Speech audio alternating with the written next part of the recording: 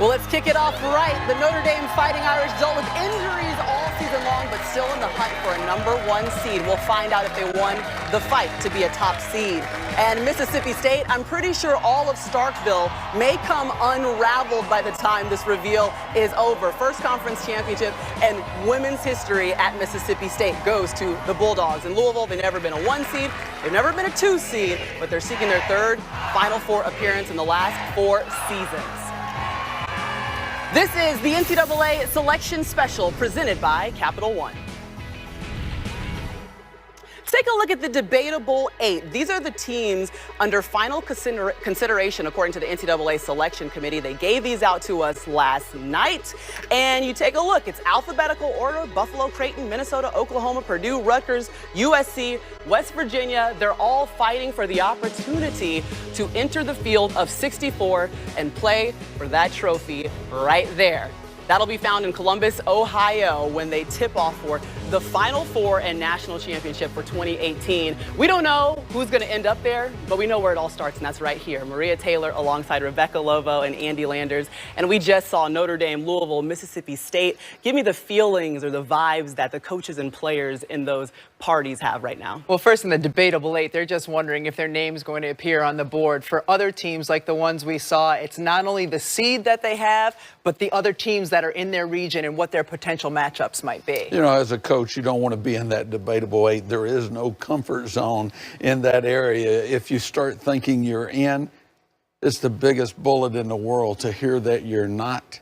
And if you start thinking you're not in and you're not prepared, you know, you're still in a tough spot. So this is a tough position for teams and coaches to be in. All right, well, let's see who's in great positioning to stay in the hunt for a national championship. We start in the Albany region. The #1 overall seed goes to the Connecticut Huskies in search of their 12th title, 11th consecutive Final Four appearance. They'll kick things off against St. Francis in Storrs, Connecticut.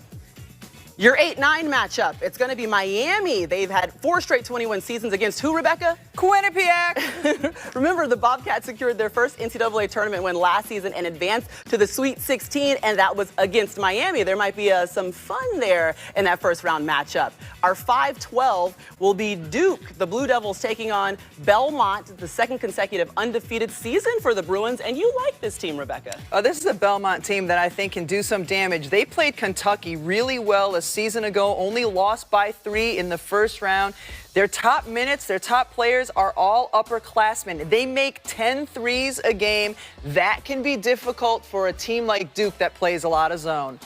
Bart Brooks is the OVC Coach of the Year in his first season at Belmont. Made the NCAA tournament every year in 11 seasons as an assistant on Doug Bruno's staff back at DePaul. But they're going to their 3rd consecutive NCAA tournament, but they are 0-4 all-time in the tourney. Yeah, but as Rebecca mentioned, this is an experienced team, a senior-led team. They'll play better this year than ever before. As Rebecca mentioned also, a team that hangs its hat on the 3-ball, almost half of their shots are threes. All right, we're basically going to call them the Baby Warriors then. The Bruins, you guys are in. We're looking for your first tournament win. How about the Georgia Bulldogs? They will be hosting in Athens. That top 10 defense gets them a 25-win season, a chance to host the first and second rounds, and their first matchup will be against the Mercer Bears, who are making their very first tournament appearance and are on a 27-game win streak. Coach, the Bulldogs, what do you like about them? Well, I like their inside players. Their 2 forwards are 6'2". They're almost identical in that they can score you from 15, 20, all the way out to the 3-point range. But they can also put it on the floor and drive it. They have guard-like skills at the forward position. They create matchup problems for their opponents. All right, Kalia Robinson leads the SEC in 7th in D1 with blocked shots. And here go the Bulldogs. Guess what? You're hosting. I think they're excited in Athens. Yeah, they're excited. Everybody's excited, especially if you're playing at home. They're excited because Coach Landers is on the road right now. That's right. They're cheering because he's with us in the studio right now. Congratulations to the Bulldogs. We move on to the 6-11 matchup. We've got South Florida making their 4th consecutive NCAA tournament appearance, and then Buffalo, one of the teams in the debatable 8. You are in, Bulls. Congratulations. How about your host?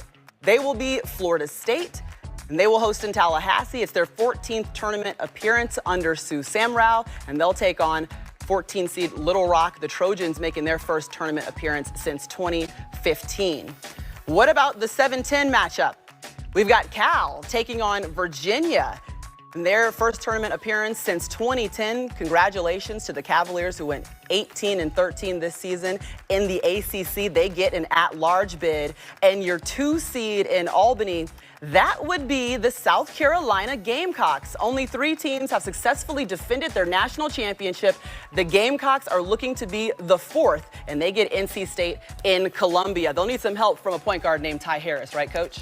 Yeah, when you think of South Carolina, you typically think bigs, but Ty Harris is the straw that stirs the drink at South Carolina. She's excellent decision maker. She understands when to shoot the basketball, when to put it on the floor, and when to pull it off. But most of all, her value lies in her ability to run this basketball team and get her 6 assists a game to those bigs at South Carolina. Yeah, South Carolina, they have won 4 straight SEC tournament championships. They are the first team to do so, and a lot of that is because of their Wonder Woman inside. Asia Wilson and Kara Lawson has more.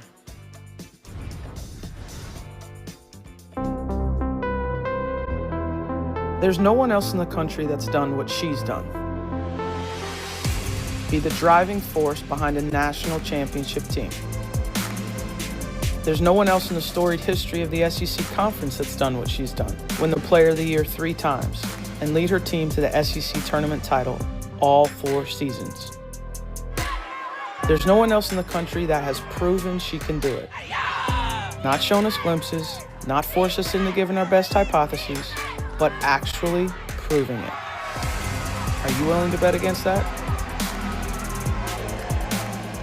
Well, Asia Wilson is a star for South Carolina, the 2 seed, but they might meet the overall number 1 seed, Connecticut Huskies, who have relied on a young lady named Gabby Williams. 19 points, 7 rebounds, 6 assists, and 5 steals. That was her stat line in the conference championship game, and that was just a regular day at the office. She's becoming the All-American shero.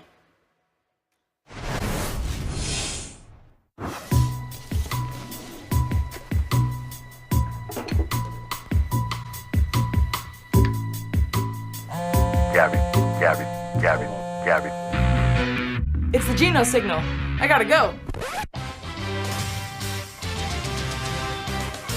While there may not be enough female superheroes in the world, Gabby Williams is doing her part to change that in women's basketball. When you stand next to her, she's not that impressive. 5'11" post players aren't very intimidating. But with a 2-step approach, she has a 36-inch vertical. And on the basketball court, that's when she puts her cape on. And it allows her to do things that no other player in the women's college game can do. She is an elite-level athlete, and it manifests itself on the offensive glass. She goes up in air where no one else resides, snatches offensive rebounds, and can find her teammates. She leads UConn in assists at 5 per game. Defensively, she is the best defender in the country. She can get her fingertips on basketballs that no one else can touch. Again, on the offensive glass, she is explosive inside. She can go get the basketball, quickly go back up and finish herself. And my favorite play from Gabby this season, she is 4 inches above the rim to get this steal. She corrals the basketball and is able to go the other way for the score. At only 5'11", this athletic ability of Gabby Williams is what makes her so difficult on the offensive and defensive ends of the floor. She's hard to guard and even better at defending. Gabby Williams and the Connecticut Huskies, they will start their play against St. Francis as the number 1 overall seed. Well, we've got plenty more to get to here in our tournament reveal, but if you want to add in your voice, then use the hashtag #AskTheChair, tweet at ESPNW, and maybe we'll ask your question later on in the show as we hear from the NCAA Selection Committee chair. Well, they're up out of their chairs in Nashville. The Belmont Bruins making their 3rd straight NCAA tournament appearance. I think they all had to wear the same ripped jeans. I'm not sure. Maybe that was a part of the uniform. Mercer, they're making their first NCAA tournament appearance, and they're waiting to find out whether or not they'll fall on that 1 seed line. But they've dealt with plenty this season, and for the Fighting Irish, adversity is an understatement. My name is Brianna Turner, and I'm rehabbing an ACL. I'm Michaela Vaughn. I'm rehabbing an ACL. I'm Lily Thompson, and I'm rehabbing an ACL. I'm Michael Johnson, and I'm also rehabbing an ACL. Well, this has been a season full of adversity, taking one punch after another. Just when we readjust to losing one player, somebody else would go down. And it was very stressful to look at the team and know you have 7 scholarship players. We can't get into foul trouble. Nobody else can get hurt or get the flu. We absolutely have a very small margin for error. You know, Lou Holtz always said it's not the load that breaks you down, it's the way you carry it. And, you know, I really tried to put on a face of we're going to be fine, but, you know, it was very, very hard. At the end, to come back and be regular season champs again was really rewarding. You guys, I'm so proud of you for what we've accomplished. And we've never hung our heads, we never felt sorry for ourselves.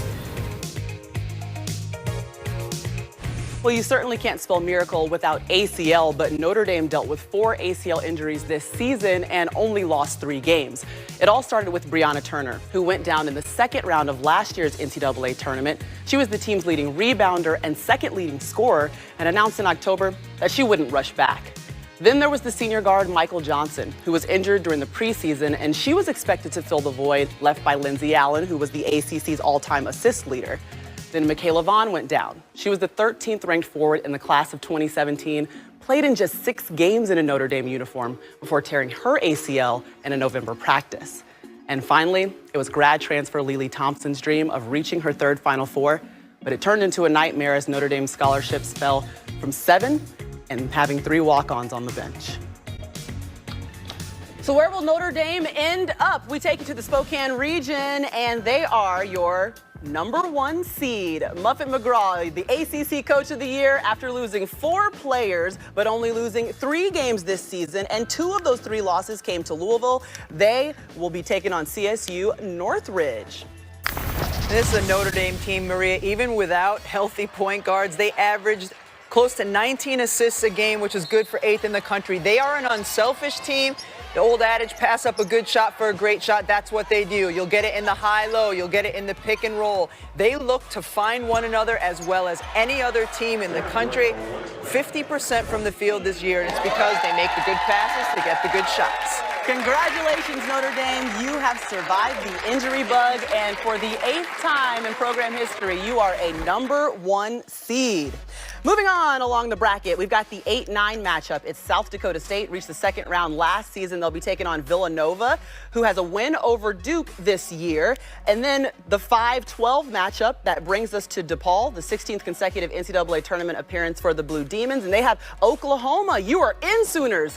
It is not up for debate anymore. Remember, they were part of our debatable 8.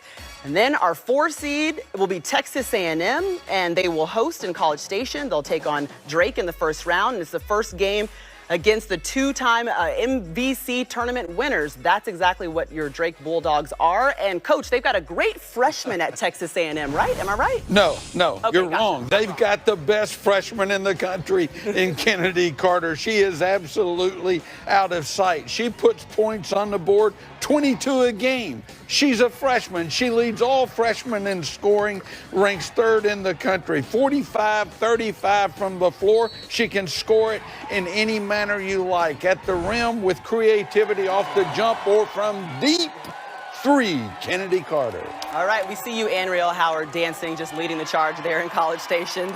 They're more than excited to be hosting in College Station. What about Drake, though? The celebration continues for the Bulldogs in Iowa as well. There's a little baby in the front. I love it. She's dancing too. Well, Drake, they are well on their way with an opportunity to play for a national championship this season. Now we take you to the 6-11 matchup. It is LSU, who won 11 SEC games this season. They'll take on Central Michigan. It's the first tournament appearance since 2013 for the Chippewas, and they have a program record 28 wins this season. Your 3 versus 14 matchup, it's Ohio State, which could start the end of their tournament in Columbus, Ohio, because that's where the Final Four is. And George Washington, Jen Rosati, you know something about her, right, Rebecca? The Colonials, they're in after winning the A-10 tournament. Jen Rosati led GW as the 5 seed to the A-10 championship, but they are going to have their hands full with Ohio State and Kelsey Mitchell. Kelsey Mitchell is one of the most lethal scorers in women's college basketball when she has the ball in her hands. She is so fast and explosive when she gets in the open floor. She is a terrific penetrator to the lane. She has deep range on her threes. Shoots 41% from there, third in the nation this year at 24.5 points a game. GW is a good defensive team. They're going to need all of it to slow down Kelsey Mitchell. Well, let's see how GW got here. It was the St. Joseph's who they had to play against in the A-10 Conference Championship. You saw Kelsey Mahoney knocking down the corner three, and George Washington got 12 points from Mahoney. They celebrate the win, get the trophy, and they were one of the first tickets that we actually punched in the tournament. And here's the reaction of George Washington here today. And they knew they were getting in. But how about that? The 5th seed in the A-10 tournament, and they beat Dayton, the number 1 seed, and then beat St. Joe's. Congratulations again to George Washington and my buddy, Jen Rosati. There you go. She always has to say nice things about Jen Rosati. We've learned that. All right, moving right along, we've got Green Bay, the 7th seed. They won their 7th Horizon League championship in 8 years. They'll be taking on Minnesota, another one of those debatable 8 teams. We found you. You are in. Who is your 2 seed, though? It's going to be the Oregon Ducks. They've had a program record 30 wins, secured their first Pac-12 tournament title in program history, and now they're the 2 seed in Spokane, and they'll be going against the Seattle Redhawks. But, Coach, you like the pick and roll game, right? I just like Oregon's offense, and they are so good in the pick and roll. Here you see Maite Cazorla and Ruthie Hebert. She is 2nd in the nation in field goal percentage. They run the pick and roll so well, getting her the basketball. And here it's Sabrina Ionescu, another great player in the pick and roll with Hebert. But you can spread the floor when you have great three-point shooters, and Oregon has that. And Lexi Bando, she's 2nd in the country, 47%. Sabrina Ionescu, elite level vision. She can deliver the basketball. You better be ready to defend the pick and roll when you go against Oregon. Well, congratulations to the Ducks. There they go. That's a good selection show party, too. They reached the Elite 8 last season as a 10 seed, so we knew that great things were on the horizon for them. Oh, no question. This is a team that's up and coming. It's still a young basketball team, but man, can they score. I am so impressed with the way they create offense, the way they manufacture points. Yeah, they shoot 50% from the field and 40% from 3. All right, let's update the debatable 8 so far and take a look at the ends. We've got Buffalo already in, Minnesota, and Oklahoma. So, guys, there's one spot left for the debatable 8, so sit tight. We will see who else will add in from that grouping, and we will continue to walk you through the field of 64 on your selection show. You're watching the ESPN Tournament Challenge Marathon, presented by... You don't want no problems, and if you don't want those problems, don't come at Asia Durr, because she has done nothing but be phenomenal all season long, the ACC Player of the Year. All right, so we are 2 regions down, 2 to go. Are you guys still feeling good? Ready to go. Good. All right, we take you now to the Lexington Regional. And I don't know if there's a surprise here, but congratulations to the Louisville Cardinals. They have never been a 1 seed or a 2 seed, but they won their first ACC tournament title and started the season 20-0 and have, like you just saw, the ACC Player of the Year. Coach, but she also has some excellent teammates. Well, she really does. We hear about Hines Allen, and here she is playing it inside. She has been Durr's running mate, but in the ACC tournament, it was Sam Furing who stepped up with 16 points a game, 5 rebounds a game, shot lights out at 64%. When Sam Furing plays the way she played in the ACC tournament, Louisville is really good. Yeah, and Hines Allen, she was the ACC tournament MVP, averaging 16 points and 8 rebounds. We take you now to the 8-9 matchup in the Lexington region. It's Marquette, back-to-back NCAA appearances for the first time since 1997 in Dayton. Just 1 conference loss this season. They are an at-large bid out of the A-10 because of that upset that we saw with George Washington winning the tournament. Your 5-12 matchup, Missouri, 24 wins this season. That's the most since the 80s, and they'll take on Florida Gulf Coast, and that's their 5th ASUN tournament championship in 7 years. But there's a player for Missouri that everyone should know, and her name is Sophie Cunningham.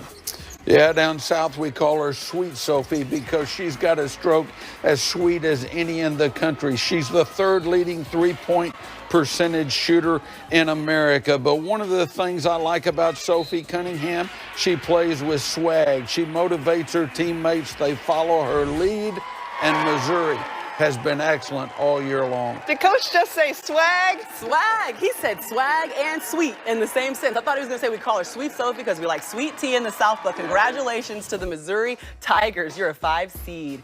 And your 4 versus 13 brings us to Stanford. They will be a host, and they'll take on Gonzaga in the first round, who won their 2nd straight West Coast Conference tournament title, have the WCC Player of the Year in Jill Barta. And then your 6-11 matchup brings us to Oregon State, who'll be looking for their 3rd straight Sweet 16 appearance. We've had some great success in the NCAA tournament, while the Hilltoppers of Western Kentucky are back-to-back Conference USA title holders and also boast a win over those Missouri Tigers. So it could be interesting should they meet up in this bracket.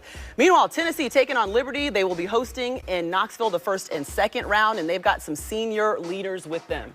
They need some senior leaders, Maria, because they have 3 freshmen on the floor oftentimes at the same time. So Jamie Nard and Mercedes Russell are extremely important to Tennessee. They ground this basketball team. Russell, a do-it-all center who can score from about 10 feet on in, an excellent rebounder, shoots it about 60% from the floor. These 2 anchor the Tennessee lineup.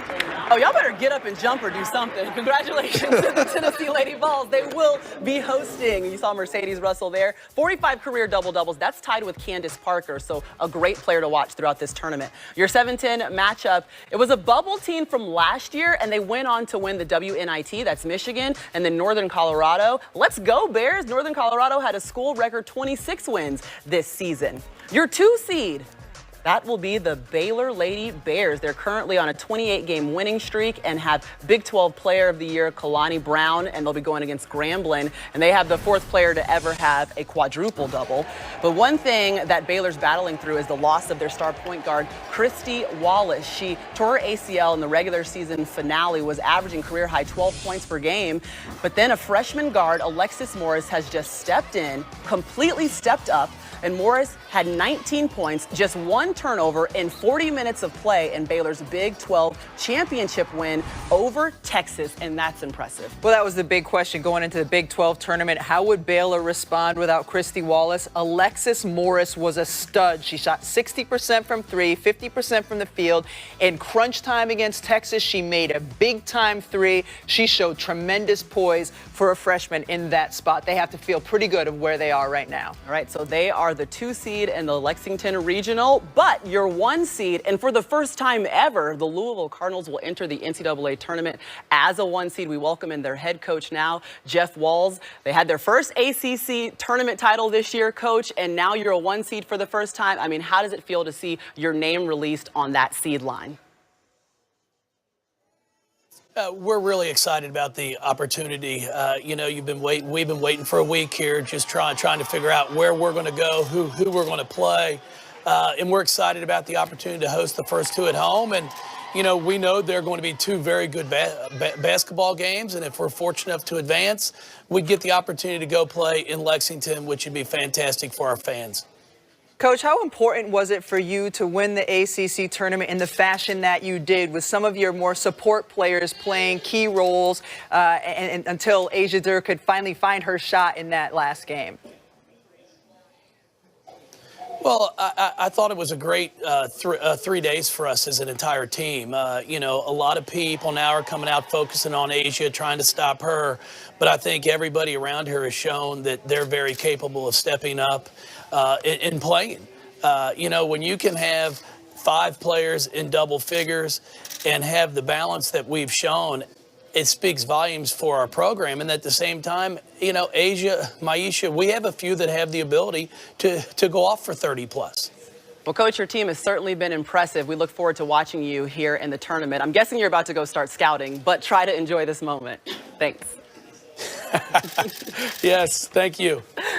That is Jeff Walz, the head coach of the Louisville Cardinals, and it's very impressive what they've been able to do, but I'm looking forward to seeing him in a tournament setting as well. Yeah, without question. I mean, Asia Durr is one of the most exciting offensive players that we have in the game. It'll be fun to see what she comes up with this March. All right, let's take a look at the Kansas City Regional and find out who Louisville could run into in that Final Four. Let's start with your 1 seed there, Mississippi State Bulldogs. All I know is that Starkville just went wild. There's probably a lot of cowbells ringing. I can almost hear it in my ear right now. They're the runner-up in the 2017 NCAA championship game. Remember, they lost to South Carolina, and now they have their very first 1 seed in program history. There they go. No cowbells, though. How about Coach Schaefer? He's the only one still sitting. He's like taking notes while everyone celebrates around him. He's already scouting, Coach. Is that what's happening? Yeah. Never stops. All right, Mississippi State has made it to this point, Coach, thanks to their defense. Oh, I think Mississippi State is the best pressure defensive basketball team in the country.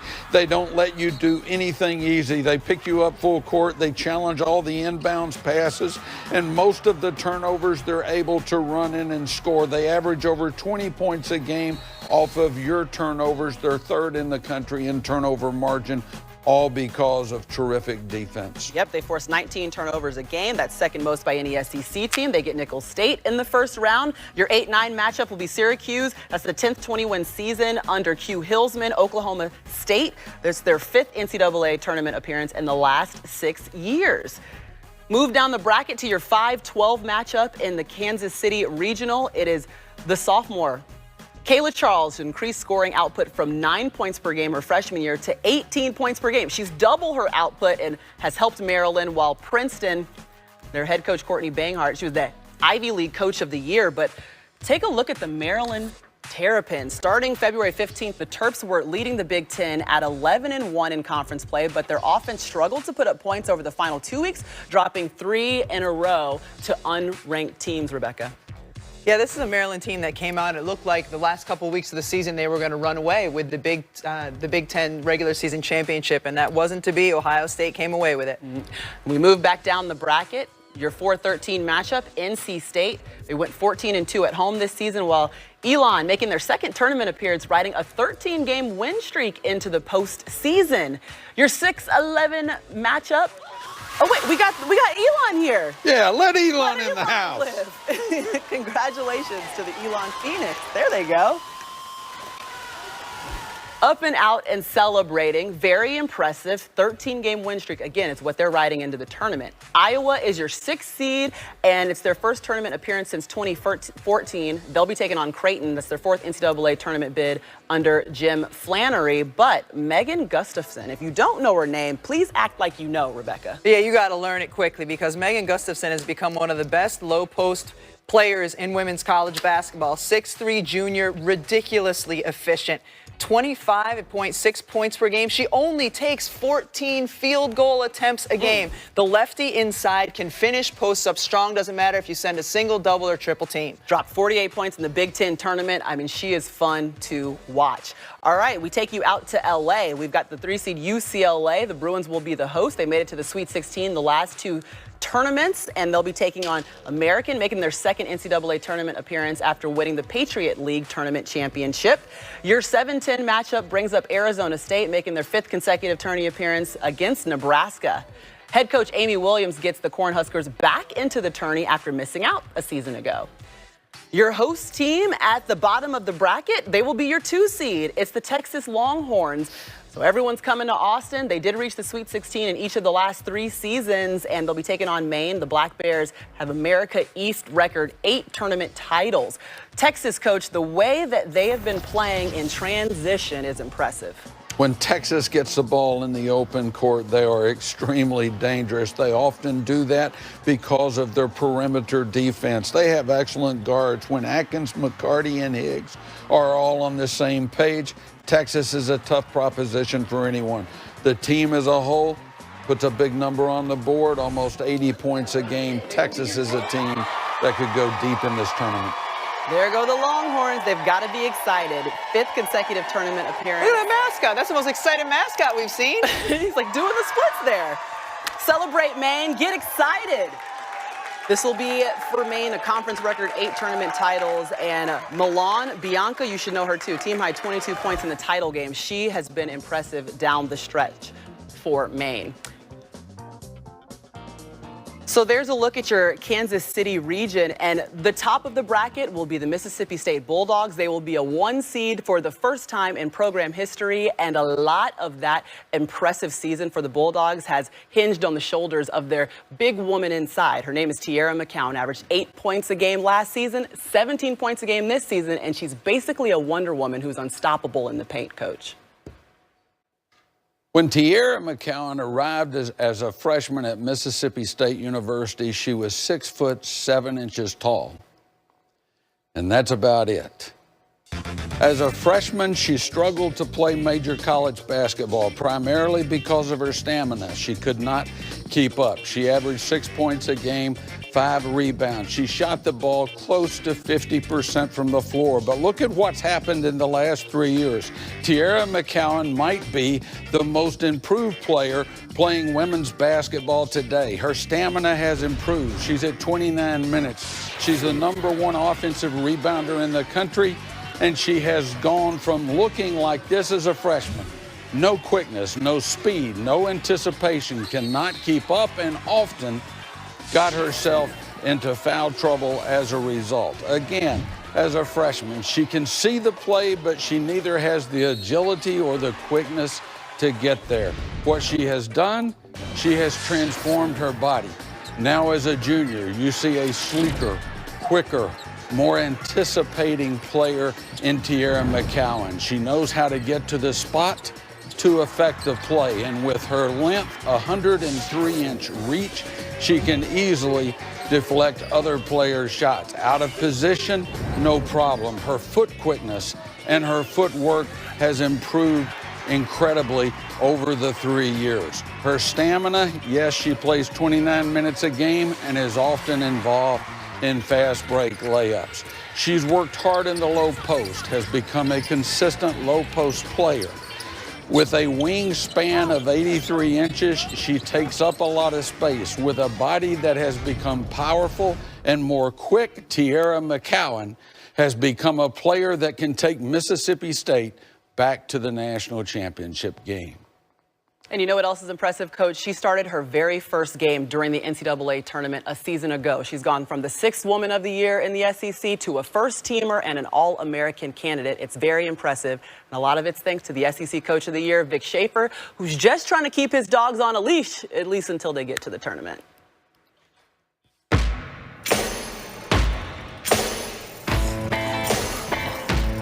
Going this way. Come on, Tater. Yeah, that's what I'm talking about.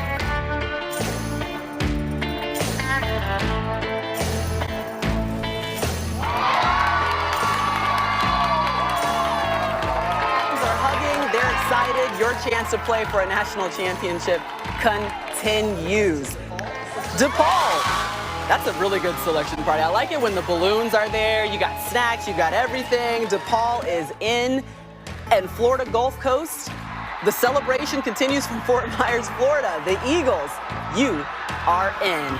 We finish and put a bow on your until Thursday, March 15th at noon to get online, fill out your bracket, and you can also download the ESPN Tournament Challenge app if you would like to do it that way. Which brings us to our lovely guest, Jay Billis, who is not going to sleep for the next, 25 hours-ish? Yeah, we still got plenty of time if you guys want to come over and hang out. We would love to have you. No, we got to get ready for our own tournament. You guys handle it in whatever way that you can. Last year, you tweeted something that we all love to hear, but you said that Gabby Williams was the most complete player in basketball. Do you still believe that? I do, men and women. Gabby Williams is a stud. But you know, I tweeted that out before I watched Sabrina Ionescu play, and you just pointed out she's not the defender that Gabby Williams is. But I was really interested in what you said about their screen roll game, because I haven't seen anybody trap her, and I don't know if you can, because she gets rid of the ball so quick. She's fantastic, and I love watching them play. I mean, this is such a good Oregon team because they have great pieces, and that's what you're looking for in the NCAA tournament in a successful team. They've got three-point shooters. They have two guards who are really good in the pick and roll. Maite Cazorla is their point guard, who is also really good there. Hebert is so good inside. But yeah, you're right. You think, let's get the ball out of her hands, but when you get it out of her hands, she gets it to somebody who can score with it. And does it in a way like they have something to do with it right away, like she sees a play ahead. And trapping her doesn't do any good. And they're so good. She's so good. She takes her time off of it. She doesn't blast off the ball screen. But I'll give you one more name and show you. I know absolutely nothing about women's basketball, but Bella Allery at Princeton is really good. Played on the U.S. national team last summer, and she's a real deal. She's going to make some noise in this tournament. They just won the Ivy League championship. Yeah, I was watching that Ivy League championship game, and she was the one my eyes immediately went to. If there was a rebound, she was going to go get it at 6'4". She can handle. She can really play. But you have another connection with her. She's my goddaughter. But she's still going to She's my college roommate's daughter, Mark Allery, who played at Duke. He's a hell of a player. All right, well, let's take it back to the Albany region and your #1 overall seed, Connecticut Huskies, who are looking to make their 11th consecutive Final Four appearance. And we're joined now by their head coach, Gino Auriemma. And Coach, thanks for joining us, first of all. But what did you think about seeing your name revealed and the bracket, the seeding, the region that you're in?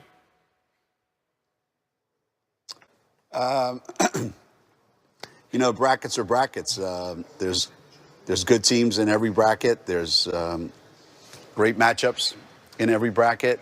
It doesn't really matter at this stage where you're placed. You know, what region. You're going to have to beat some really good teams. And you know, the schedule that we played, I knew we were going to get somebody at 2 or 3 that we had already played. I mean, we know that, and it happens to be, you know, South Carolina at 2, and we play Florida State every year until this year, and Georgia we haven't played since Andy was coaching. So I'm not surprised by the brackets. I think they're really, really good, and the top seeds, if you look at them, every one of them's got a second seed that if they win, you would go, well, that's not a big upset. Coach, the last time I saw you was at the American Conference Championship, where you had quite a few players banged up. Looking forward to this break so you could get everyone healthy. Where is your team right now in terms of health, and where you want them to be on the court? Well, you know, 3 games in 3 days. We didn't come out of that in really good shape. You know, Gabby has hardly practiced. We're just trying to rest her hip, and Crystal got set back a little bit with her shin splints, so she hasn't really done much in practice. So we try to limit as much as we can, but everybody's got those issues this time of the year. I don't think there's anybody that's 100% healthy. So they'll play. You know, they're going to play Saturday, and if we're good enough, we'll keep playing. And at some point, if we're not, we won't. Gino, I see you're still wearing the Philadelphia Eagles Super Bowl T-shirt in celebration mode still. Since you haven't moved on from that championship, you know, how do you keep your team hungry from not only from year to year, but within a season when your results you win so often? How do you keep them hungry to keep winning? Well, I mean, we take care of our own, just like you know, blowing smoke up Mark, you know, because of Bella. You know, you Dukies all take care of each other, and this time you happen to be right. I saw Bella play a lot this summer with the U.S. National team, and she is she's a heck of a player, and she's a little more mobile than your roommate, but she's got a chance to be really, really, really good. And Princeton, I wouldn't be surprised what Princeton does in the tournament. They're a really, really good team. But we struggle with, I'll tell you what, Jay, we struggle with, like, how do you get better when you win every game? And in today's day and age, it's not as easy because players get a little bit out of focus, a little bit easier, a little more distraction that's involved. So trying to keep our team playing at a certain level it's difficult, but they find a way to win, and winning, I think, motivates you in a different way. So I'm as perplexed as anybody else about, you know, the schedule that we played and the number of games that we won. I wish I could explain it, but we have really, really good players. That's the number one thing. That's what everybody says anyway. Pretty good coach, too. Right. Decent coach or whatever. Congratulations, Gino. We're going to let you get back to celebrating your Super Bowl win or, you know, your NCAA tournament appearance. Whatever you're celebrating right now, we'll let you get back to it, and we'll see you in the tourney. All right. Thanks, everybody. So Gino Auriemma, #1 overall seed in the Albany Regional. And here are some notable games that we can look forward to on Friday, including the Notre Dame Fighting Irish. The injury bug has struck, but they could still make it to a Final Four. Baylor can read. This is what it's all about, the celebrations that erupt after a team finds out that they've made it into the field of 64. Villanova, the Wildcats, you are in Minnesota, a part of the debatable 8, but the Golden Gophers have maybe the best celebration I've seen so far. Whatever those are, we have to get those in studio and use them every halftime to keep everyone on their toes. Buffalo, also a part of the debatable 8. They are in, and the celebration was impressive. Gotta love it when you're getting them jumping out of their chairs, they're going, dancing, and they will have an opportunity to play for a national championship. And all of that consideration and the time to decide which teams will make the field of 64 all hinges on the NCAA selection committee. So we welcome in our resident bracketologist, Charlie Cream, who can spend some time with the committee chair, Rhonda London Bennett. Thanks, Maria. We're here in Indianapolis where it all happened. All the magic happened in selecting this field, and we are pleased to have Rhonda Bennett with us, the committee chair. And first of all, we talked yesterday, and you mentioned how difficult it was to come up with the differentiating factors between those final 8 teams that we discussed. Who were the 4 that were in the field, and who were the 4 that were not in the field? Tell me a little bit more about how you came to a decision around Creighton, Buffalo, Minnesota, and Oklahoma as those last 4 teams in. Well, we spent almost 7 hours just on that decision of who those last 4 teams in and that first 4 out would be. Really just went through all those resumes of those teams, their body of work, and really scrubbed them and spent as long as it took to get the right teams into the bracket. The bubble is one of the most exciting parts of this entire process. You chose Oklahoma as one of those teams. Oklahoma team that only won 16 games during the regular season. First time that a 16-win team since 2005 has been in the field as an at-large. Did you have an issue with the 16 wins versus the strong strength of schedule that Oklahoma did play? We thought their strength of schedule at #2 in the country was one of the factors that caused them to get into the bracket. We also thought their 6-4 record down the stretch, as well as their finish inside their conference, were things that differentiated them from some of those other teams that didn't get into the field. Now, a lot of people ask me about strength of schedule. How important is it? You spoke to it about Oklahoma. How big is it in general in those meetings and the discussions that go on? How big of a factor is strength of schedule? Strength of schedule is definitely something our committee has valued. It helps you differentiate those teams that have gone out there and played a great schedule and gotten those quality wins. If you don't play a great schedule, you're not going to have those quality wins, and your body of work isn't going to look the same as others. Okay, well, we'll talk to you a little bit later on in the show. Some good insight there on those last 4 teams in, and we're going to send back to Maria in the studio. Thank you so much, Charlie. Thanks, Rhonda. And it's always great to get a little insights from the committee themselves. Again, it's my favorite uniform so far. Belmont Bruin said everyone show up with your ripped jeans, put your T-shirt on, and let's celebrate making it to the NCAA tournament. We've got the Drake Bulldogs celebrating in Iowa. The party goes on. It's a family affair. The NCAA Selection Show Special. It is on, it's rocking, and everyone is now dancing.